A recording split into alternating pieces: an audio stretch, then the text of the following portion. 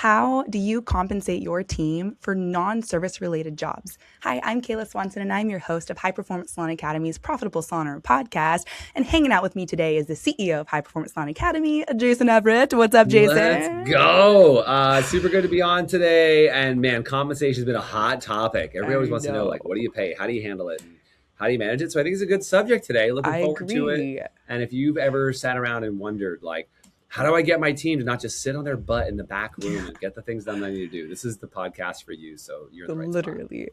Even as a salon owner, if you're like, how do I delegate things? How do I get things off my plate? How do I get people to actually work for me and do things and want to do them? This is the podcast for you.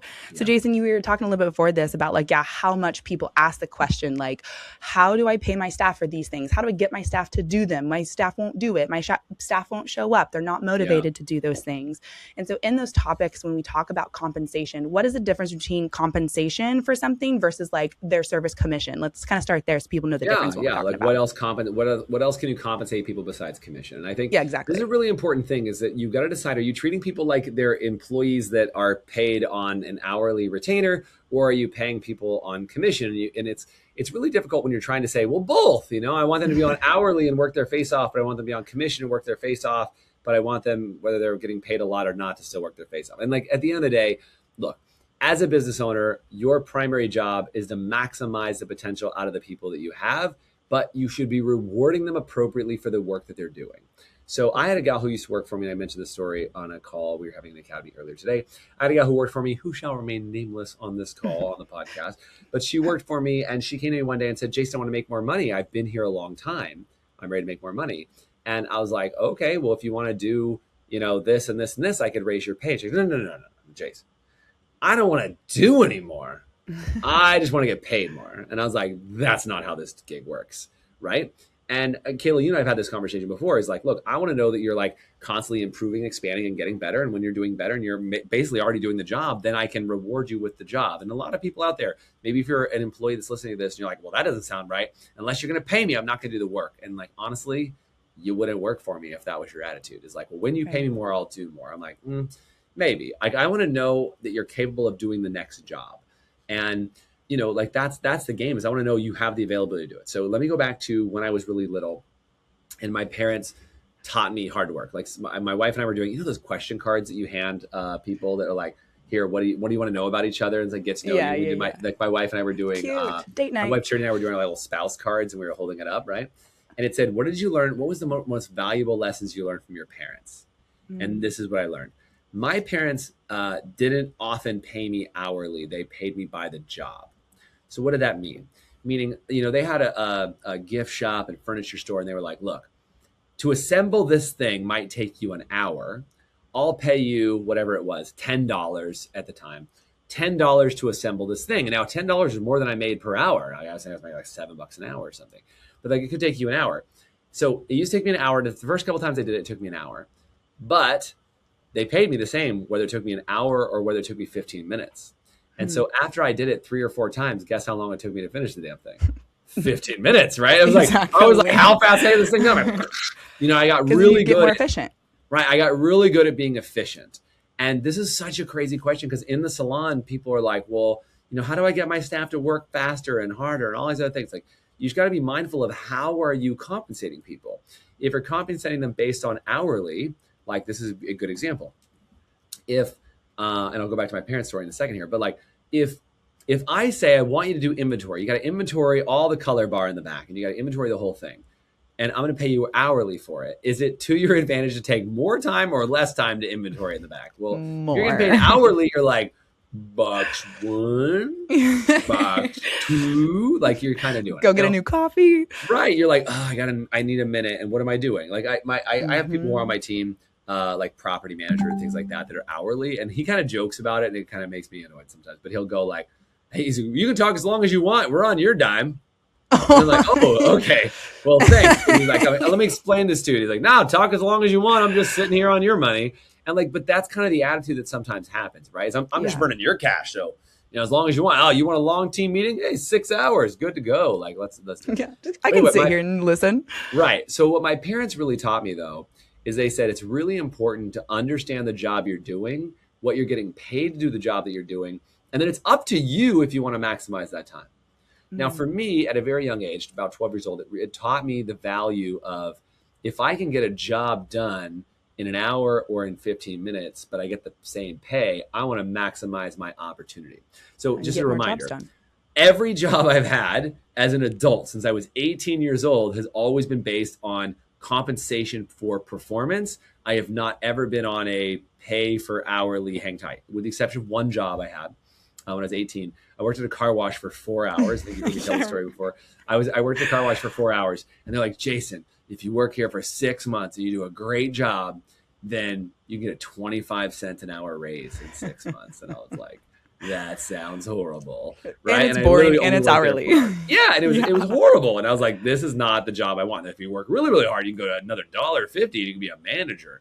So that's the mindset, right? Is you either have a work for production mindset or you have a work for hourly compensation mindset. And so what's happening, this happens in salons all the time, especially on a commission model or even on like an associate. So if some people come on and they're being paid as an associate hourly and you got to trade them into commission, but then if you don't teach them how to have this mindset, what'll end up happening is they will shift to commission, but kind of adopt an hourly mentality.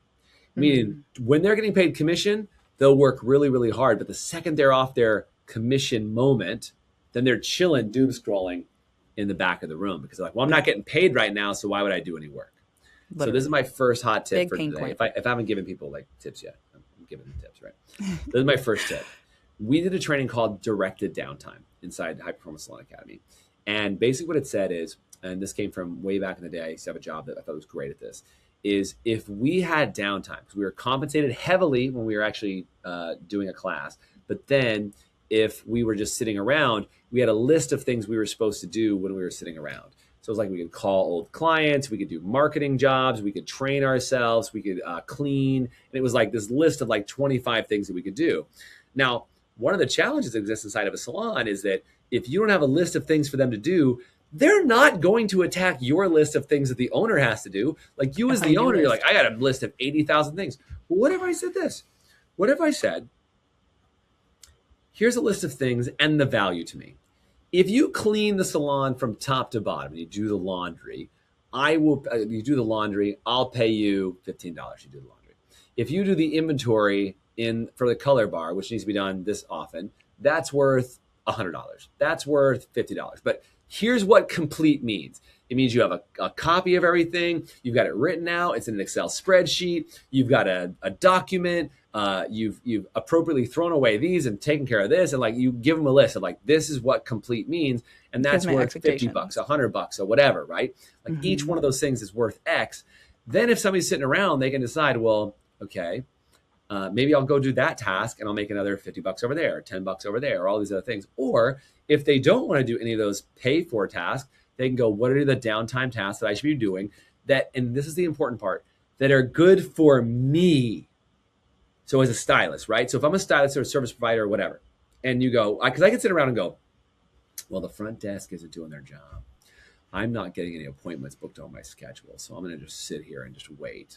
Or I can call up old guests, see how they're doing, find out where they're at, check in with them on their hair needs, call clients who haven't purchased retail in a while, and like do things that are very helpful and beneficial for me as a stylist that will help me increase my income.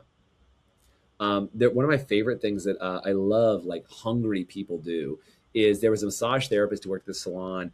And if she didn't have an appointment, one of the things that she took it upon herself to do is she would go give hand massages to people who were getting their hair processed. And she would go out and go, hey, I just happen to have an hour, so I'm doing 5-minute hand massages. And she would literally like give them their card and be like, just so you know, I have appointments later this week. And if you want to book a massage with me, I've got some appointments later this week. So she'd do like a 5 or 10-minute hand massage for each guest that was getting their stuff processed and go, I have a couple openings later this week if you want to book a massage. Do you know she would book tons of massages? She'd go and give hand massages for that hour. And she booked 3 or 4 massages from just going out and giving hand massages during that window of time. And so this is the difference between somebody who's like, I don't want to say hustle culture because they're not just super hustling, but they're paying attention to the compensation they want to have. My guess is your staff is not in a position where they are lazy or whatever. They just honestly don't know what to do. So they don't know where to go invest their time and all those other things so they can actually make more money. And so what's happening is they're doom scrolling because nobody's ever told them what else is available, which is why that directed downtime tasks at the back in the back office, like it literally should be a poster on the wall that says, hey, if you have an hour, here's some things you can do. Go do some makeup touch-ups. Go out and assist somebody. Go help clean up this area. Go help me with inventory. Go do all these things. And some of those are paid, some of those are not. Is that helpful? Yes, very helpful. And I want to highlight some things you guys are listening to that. Opening a new salon or remodeling? Feeling overwhelmed? We've got you. At Collins, we custom build salon equipment made just for you in Tennessee, with local reps and designers to guide you from layout to delivery. Explore at collins.co/HPSA. One of the things that you said, like what's in it for them in terms of like when you're, there's two different things here. There's like tasks like inventory that, like maybe you're newer stylist, like having like knowing who on your team. You got to know who should do it for sure. Exactly. And then, but then there's a list and like create a culture inside your salon where doing things that benefit them is a part of it. Get them empowered and get this. We talk a lot on other podcasts about internal motivation versus external motivation and motivating them to do things that further their careers. You want to make more money? Here's the things that you can do. And even giving them suggestions. Cause I know sometimes me, I'm like, man, I'm tired. I'm like, what do I even do today? Like you saying like, here's the things that will further your career and it'll make you more money. You can get more appointments booked, more people in. Like the example about the massage, like they found a way to go like, you go hold somebody's hand and massage it. I'm like, I'm over here like, man, that's a great idea. I'd book that massage. Like, can we get that in the office, Jason? Literally. I was like, can you find somebody who'll come do that? That's the thing is like just being aware of there's creative ways for you to be promoting even internal in the business or helping people out. Or, even if you were a massage therapist, you worked in a salon and you're like, hey, you know what, during my downtime, I'm going to go give a massage to some of the stylists. I know I'm choosing massage therapy here, but like, if you're like, I'm going to go give a massage to some of the stylists and do their back real quick or whatever, that you don't think that stylist can be like, oh my God, if you hadn't had a massage with Amanda, she's amazing. Like, she's like, you got to book a massage. She just gave me a massage, like a 5-minute massage before I came out here. I just want to let you know about it. And like, that's the kind of stuff that gets people there. But I would say grown adults that have been in business for 30 years, when I tell them those kind of things, they're like, that's a really good idea. So do you think if you think it's a really good idea and you're smart, you've been around the block for a hot minute, I'm guessing your staff doesn't know. If you think that's a great idea, they don't even know. They just haven't even thought about it. And by the way, the only reason I thought about it is I've just been around. I've been around for 25 years of watching people do this stuff. And I'm just giving you advice on what I've seen, how I've seen it play out. And when I give that advice to salon owners, they take it and it becomes very, very, very, very valuable. Yes. Kayla, can we talk for a minute? Because this is the other one I want to talk about too today, is you don't always have to pay people more to get people to do more things. And I think that's a really important subject because I think people go, but Jason, I don't have enough more money and I still need people to do things. What do I do then? Yeah, that's huge. I mean, that's like, because a lot of people talk, like a lot of salon owners will be like, I need like, for example, like the salon being clean, like creating a culture within your salon of people doing things because that's how things are done. So let's talk about that and doing things that are part of. Well, and that's where, again, it goes back to that idea of like, if you hired somebody and you weren't explicit in saying your job is complete when your station is clean, right? Like, last time I thought about it, did you have somebody paid to wash out everybody's brushes in the back room? Or like, are they doing that themselves? Are they washing out their own color brushes or do you do it? Because some people, if you just start doing it for them, like, oh, thank God somebody washed my color brushes for me. I don't have to deal with it. Like, they're going to assume that those things are being done for them. And you want to figure out, okay, what's a part of the job? What's a part of the complete process? And that should be in a handbook somewhere. You should also be part of your onboarding to let them know, look, your job is to maintain your station area, make sure that area is clean. I don't need to go sweep the entire salon. I need you to maintain the area that you use, the shampoo bowls, the color bar, all these other places. Like, your job is to maintain those and keep it in this type of condition. That's number one. Yeah. So one is giving clear expectations about what's part of their job. Number two, let's say you want somebody to start taking on one-on-one meetings. Okay, one-on-one meetings in the business. And you're like, you might be a manager and you're like, hey, I have somebody who has managerial aspirations. What I don't do is I don't go, hey, Kayla, you seem to be one of those people who would be a great manager. I'm going to make you a manager and let's put you in one-on-one meetings. Okay. What I might do is I might say, hey, Kayla, I love that you want to do one-on-one meetings. I'd like to see about you interning with me for a little bit and see if that's something that you get more excited about. So let's do this. I'm going to have you sit in on a couple meetings with me. You can observe maybe, and we'll do it during some downtime that you have. during your downtime, as an opportunity, I will train you on how to be a manager, and you can watch. I want to see your notes. I want to have a debrief with you, and I'm not going to pay you any more for it because my exchange is I'm going to be teaching you while you're learning it through that process. So that'll be the exchange. Then, are you ready to increase your retention and revenue and convert website traffic to clients? Then you're ready for Maya. Maya creates better business relationships by pairing the right clients with the right beauty professionals. Use promo code HPSA for your first 2 months free. Visit joinmaya.com to get started. I might watch you for a few, and I may let you go for a little bit on your own. And if I start to get good feedback from that, then I can elevate you to that manager position once I see that you can do the job, and then you will have earned the pay to be in that job. Okay, that's a really important detail. Is I pay you after you're performing the job at the level it needs to be done. Because if I was to pay a manager from outside to come in, I would expect that manager knows how to do a PDM, personal development meeting, right? I wouldn't expect that I have to train that manager from scratch on how to do it. So there has to be some sort of compensation there. So that's one example of me training you, and you're in training pay. No different than when somebody's an associate. You teach them how to do hair, even though they're doing hair, you're not paying the full price. That's like an associate or a assistant or something like that. Okay, so those are super important details. That's one. The other one is you might be able to start building out your leadership team inside your salon without having to pay them extra. Like, hey, I want you guys to be the eyes and ears inside the industry. I want you to be able to help me run the salon really, really well. And so I'm developing a leadership team. And I might say something like, here's my compensation for a leadership team. This is a take it or leave it. You don't have to do this. Okay, here's what I'm gonna do. Once a month, I'm going to host a leadership dinner where I'm going to teach something.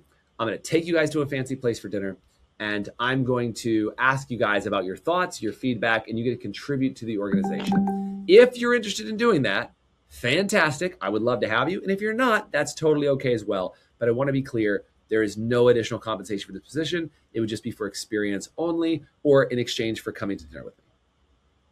Now, here's what's fascinating about that. When you do things like that and people get the agreement in advance, there's no issue. It's when you kind of say, hey, I'd like you to be a leader, and you don't talk about compensation at all. And then you say, I require a dinner of you. I require your feedback. I require this. Then sooner or later, people might come to the first one. They're like, hey, what am I getting paid for this? Right? Like all of a sudden they're trying to figure out what the hell? So you've got to tell them in advance what's in it for them, and then allow them to choose if they would like to participate in it or not. For example, you might say, I'll give you another example. You might say, I want to go to a bridal expo. And Kayla, you're one of my stylists. And I go, Kayla, I want to take you to this bridal expo. Like, well, how much are you going to pay me to go to the bridal expo? Oh, no, that's not how this works. If you go to the bridal expo, any of the business that comes in, you get first pick of the business that comes in from the bridal expo. Well, now it's a very different conversation. I'm not paying you hourly to be at the bridal expo, but you're at risk with me in that moment. So your risk is you came to the bridal expo at zero charge, didn't pay your hourly time, but you now have the opportunity to make money while you're there. And this is really important, especially for legal requirements in every state. I mean, California, but this is different state by state, is that, if you give somebody the opportunity to do something versus if you require that they do it. For example, mandatory training, mandatory they come to the bridal expo, you have to pay them their hourly wage, or you have to pay them commission, whatever's higher. But if you make it optional for them and they've chosen on their own accord to be there to go prospect or make money or whatever, then you don't have to pay them the hourly wage. If that makes sense. Yeah. And same thing, that goes the same with like creating social media content. You might say, hey, I'm happy to pay for this in exchange for you creating social media content for me. And again, I say this, you might just say, hey, I'm willing to give you a discount on your take home products even further beyond. But one of the biggest things, I'll leave this on a danger as we get to the end of the podcast here. The biggest thing I don't ever want you to do is increase their commission for doing other things inside the salon. That is danger, stranger danger, most dangerous thing you can do is, let's say they're on 40% commission, 45% commission, or whatever it is. And you go, I'll give you 3 more points of commission if you help me with inventory sometimes, or I'll give you 4 more points or 5 more points, or I'll give you this much more if you do this. Because what ends up happening is you can't take that away once it's been given. Literally. And so now, let's say you went from 45%, now you're paying 50% commission, and they stop doing the managers. I don't really like doing one-on-ones anymore. Do you think you can go back and be like, well, cool, we're going to rewind your pay back to 45%. They're going to quit. They're going to leave. They're going to go booth rent. They're going to do all that stuff because the agreement was broken. So make sure you have clarity around the agreements. And I would also say this, don't ever make any compensation permanent. Meaning, we're going to try this for 90 days. We're going to try this for 6 months. And at the end of 6 months, we're going to evaluate if you're doing the job at the level it deserves to be done. right? Yeah, that saves both you as the owner. Yeah, are you getting the result that we needed in order to keep this compensation? Otherwise, the compensation rolls back. So it's never permanent compensation. It's compensation as long as the job's getting accomplished at the level that needs done. Nice. And Jason, we talked about this before, and I want to make sure we notate it, as like sometimes people get panicky, like owners, if you're listening to this and they're like, I just need these jobs done and I want to do these things. And so making sure you're thinking exactly. And so then they make a haste decision and it's not thought through and it's not like your expectations of what you're looking for and then clearly communicated. Let's talk about that a little bit on how to make sure when you have like, okay, I need these things done or I want these things off my plate or whatever it is, don't make a rash decision. What would you say to that, Jason? Building a salon empire takes vision. Staying profitable takes the right tools. Right now, HPSA listeners get 30% off Aura Salonwear for 3 months, plus $5,000 in free text. Get started at aurasalonwear.com/HPSA. I would say be careful of your emotion and your stress level when you make a decision, right? When emotion is high, intelligence is low. And I think there's a lot of people that, they make a hasty decision. They don't vet it. That's why, like, I love this. This conversation came up because we were doing a call inside the academy, and somebody said, "Man, I'm having issues. I'm really frustrated right now. I want to fire everybody because they're all just sitting around." And like, before you do that, come to the call, like, run it by your academy family, come find out what we're doing. And like after that call, they were like, "No, this is really helpful, Jason. Like, thank you so much," because they were out of their mind for a second, and they were about ready to just like. They were about ready to just randomly compensate people or yell at somebody else and do all these things. And like, that's the kind of business decision that doesn't get you very far is when you make an emotion-based decision. Any emotion-based decision you make in the business is typically dangerous. And I would just say, if you want to check yourself on this, write down the decision you want to make. Wait 24 hours, or at least an overnight, like, from overnight. Let your body sleep for a night, hopefully more than 5 hours of sleep. Like, get 6 or 7, 8 hours of sleep. And then look at it again and say, okay, now that emotion is gone, do I still have the same decision? And most of you will modify your decisions after a good night's sleep. So, take that decision, vet it by peers like we do in the academy, or at the very, very least, at least sleep on it and make sure that you have the same idea when you're calm and when you're not emotionally pressured. The other one I will tell you, somebody said this to me, I thought was brilliant advice. They said, I was asking for advice for me on something. I said, man, I'm just so stressed right now. I'm so strained right now. I need to solve this problem and solve that problem. And what they said to me is, Jason, beware of your perception of silver bullets, right? A silver bullet is a one shot, one kill, right? Like, I use a silver bullet, shoot the werewolf, and the werewolf dies. That's the thing. Okay. Got it. Yeah, sorry. I want to give the context, right? Don't you know about werewolves and silver bullets? And we're not talking about the like beer silver bullet. We're talking about werewolves. Okay. So anyway, silver bullet analogy means one shot, one kill. That's the thing that will solve my problem.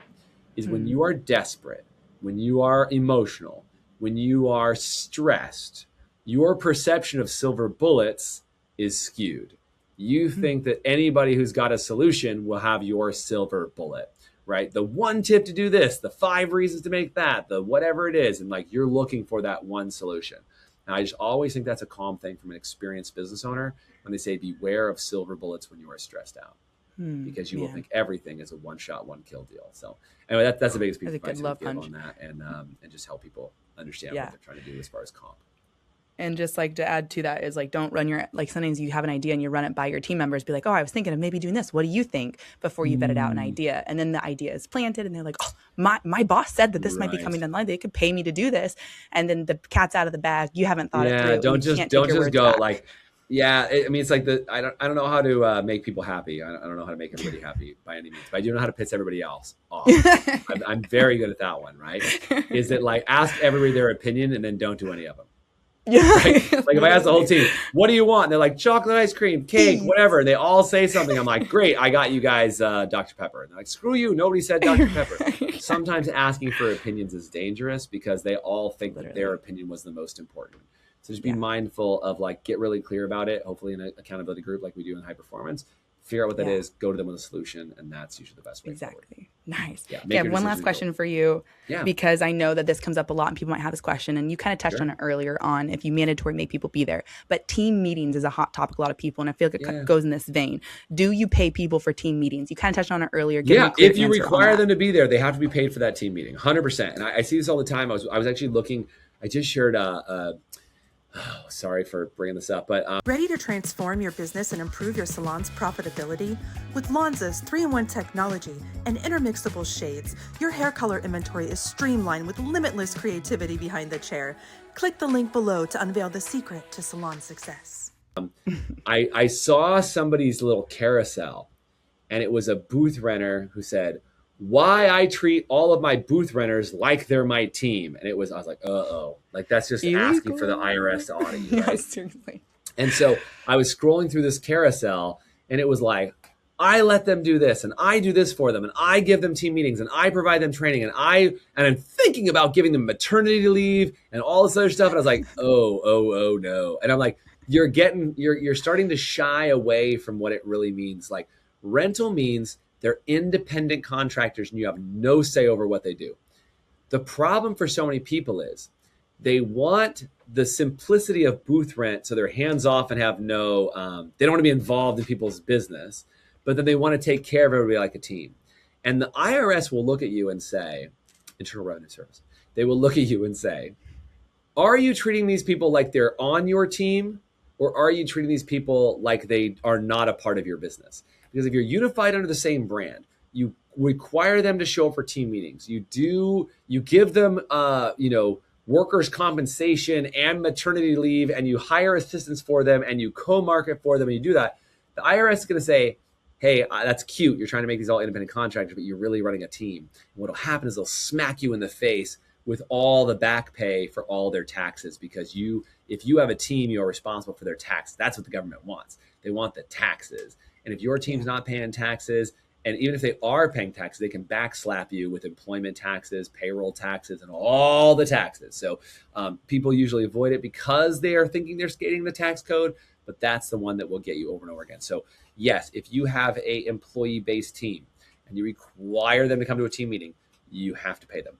And this is the other one that people get. They're like, but wait a second, Jason, I paid for the educator to come in. Why do I have to pay my team to be there? That should be their compensation. That's where it gets a little sticky and becomes a little bit more of a gray area, is even if you bring in another educator, then you have to make it optional. You can make it optional and say, hey, I brought this outside educator in and it's optional for you to be here, but you can't guilt them into coming. Like, that's another problem.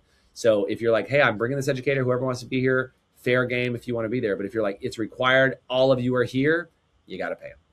Yes. Nice. What a great topic. Hopefully you got a lot out of that as you're listening to this. If you have a specific creative compensation that came up in your mind, you're like, yes, but my salon, it's this. There'll be a number in description. Please text us compensation. We'd love to have that discussion with you specifically about your situation in your salon, because no two salons are the same and you might have your own thing. So if you got a lot out of this, Jason, it's always a pleasure to hang out with you and discuss these things.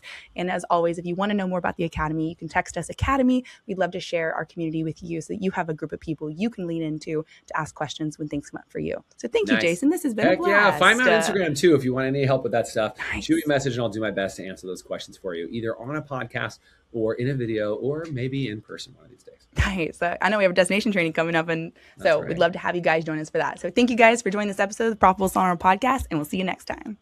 You've been listening to the Profitable Salon Owner Podcast. Be sure to like, subscribe, leave us a review, and check us out at profitablesalon.com for more episodes, content, and to help you turn your salon into the business you've always dreamt of.